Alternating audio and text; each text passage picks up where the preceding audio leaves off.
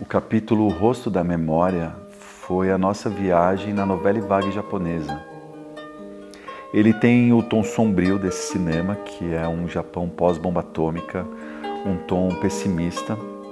Apesar de ser pessimista, ele tinha uma sutileza e uma sensualidade. O sumie é uma pintura que utiliza o nanquim, a tinta preta, né, e o papel de arroz, e tem toda uma questão da pincelada no momento. Lida muito com o tempo presente, com a ação, sem julgamento. Para esse capítulo, a gente percebeu que não poderia haver divisórias nas páginas, então ele é fluido, trazer um pouco de uma teatralidade que tinha nos primeiros filmes do Oshima. Então essa técnica funcionou muito bem para os pensamentos do Le Prince se espalharem pelas páginas.